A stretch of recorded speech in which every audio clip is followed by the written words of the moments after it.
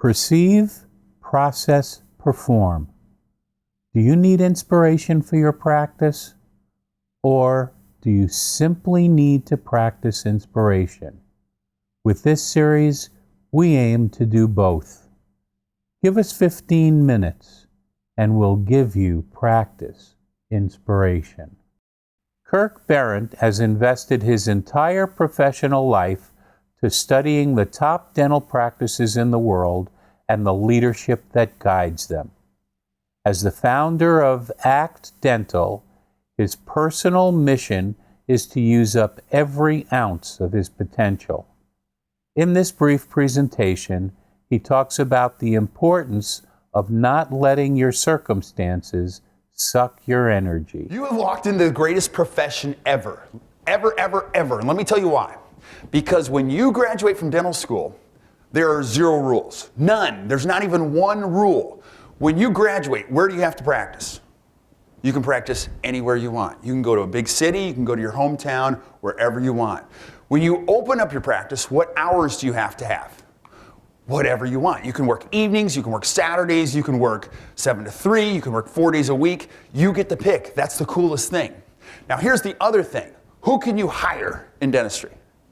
You can hire whoever you want. And who can you fire? Anybody you want. You can actually say to a team member, you know, this isn't working.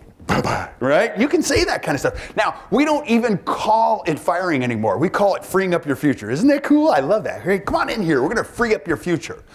What's really cool, now, even when it comes to patient selection, you don't have to work on the person that's in front of you. You don't. You can pick and choose who you want to work with.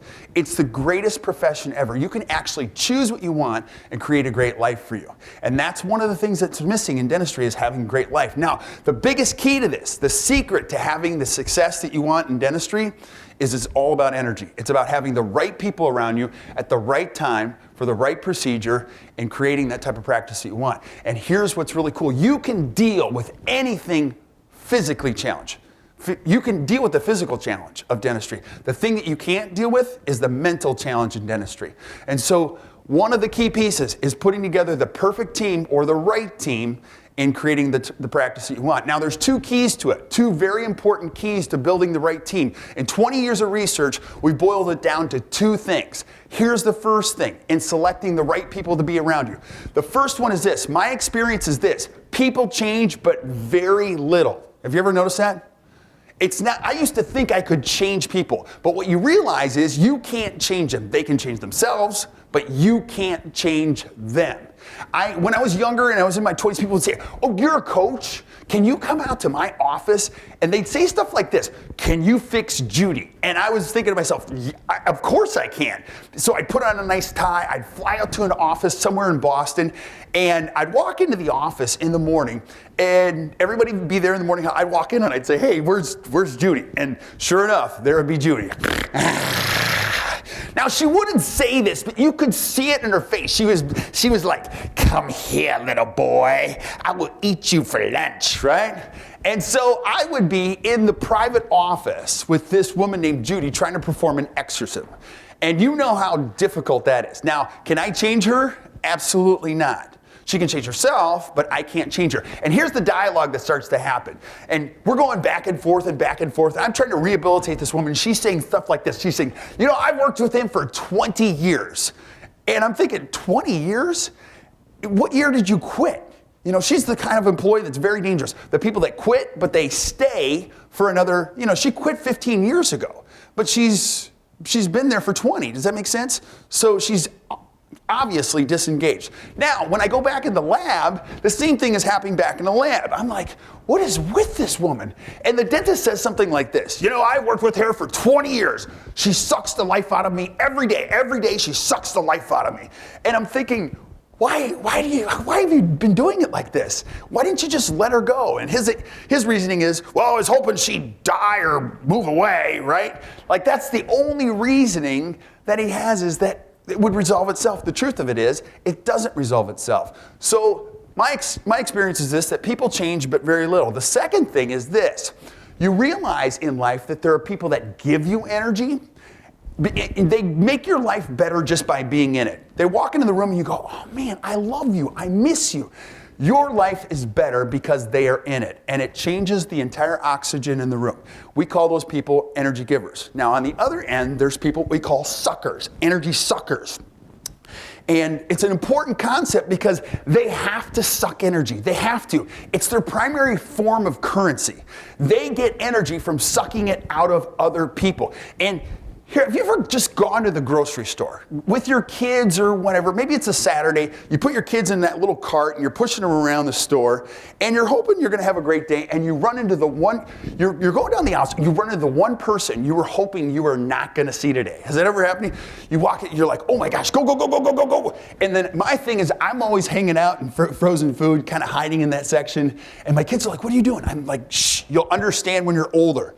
And sure enough, you try to get out of the store, and the woman who you're trying to avoid pulls up right at the checkout, and she's like, hi. And you're like, run, kids, run, right?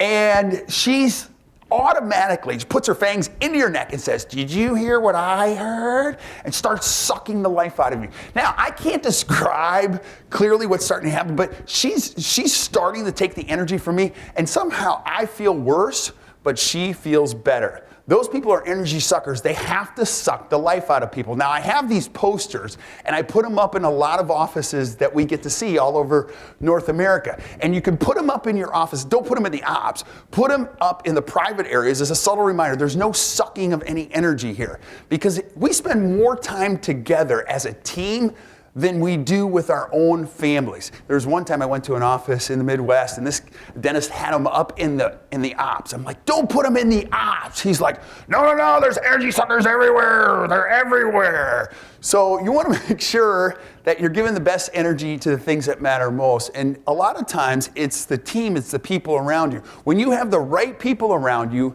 you can produce twice as much and half of the time with a quarter stress. When you look at the best months you have ever had, you look at really what made those months, you're going to find it was the right people. Now, the same thing that applies for your team also applies to your schedule. I heard this years ago from some of the best restorative dentists in the world, is when you get the trifecta right. The trifecta is this: you have the right patient at the right time for the right procedure. Let me say it again. It's the right patient at the right time for the right procedure. Now, you can get one of the three right and still have a pretty good day. You have two of the three right, you have a really good day. But if you get three of the three right on a consistent basis, that's the ultimate game changer. And what it does is it gives you energy for what you're doing. You can leave those days feeling physically exhausted, but you say to yourself, that was an amazing day. The energy component is huge because not one of you in this room signed up for how physically challenging dentistry was going to be. And it's extra stressful for the people in the Seattle Study Club. And here's why. I don't care if you're doing one tooth or you're doing 10 teeth. It's inherently stressful, but extra stressful for you. Because the word shade, shape, translucency, margin, those mean completely different things to you than the dentists that go to the state meetings. A crown is not just a crown for you. It's a worthy experience of both of us being here. And I used to think the prepping of the dentistry was the most stressful thing. And now I think the seating of the dentistry is the most stressful thing. There are a lot of times where I watch a great restorative dentist seating an amazing case, and I'm thinking I want to strap a heart rate monitor around them because their heart rate has got to be up to about 145 beats a minute.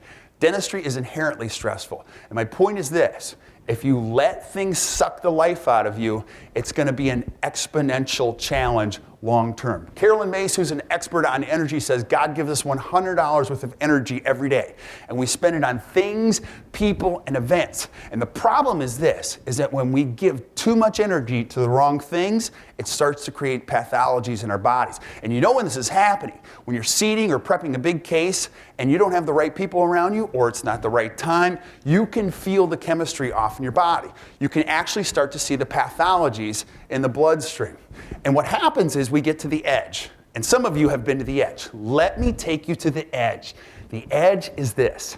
So you come to a great meeting, you're having a great time, you go back to your office on Monday, and you're in your morning huddle and your battery's fully charged. And you're like, this is gonna be a great day. I love you, you're awesome, you're fantastic. And I'm not sure about you, but I love you for most of the part.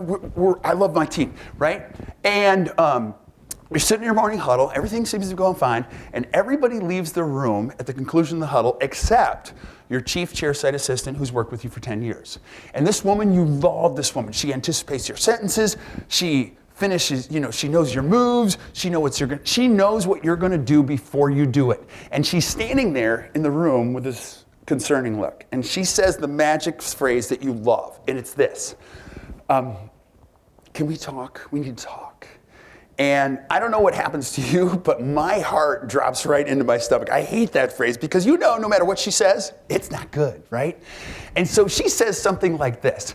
She says, you know that job that my husband was hoping he would get, we found out this weekend, he got the job. So we have to move in the next 2 weeks. So I have to give you my notice this morning.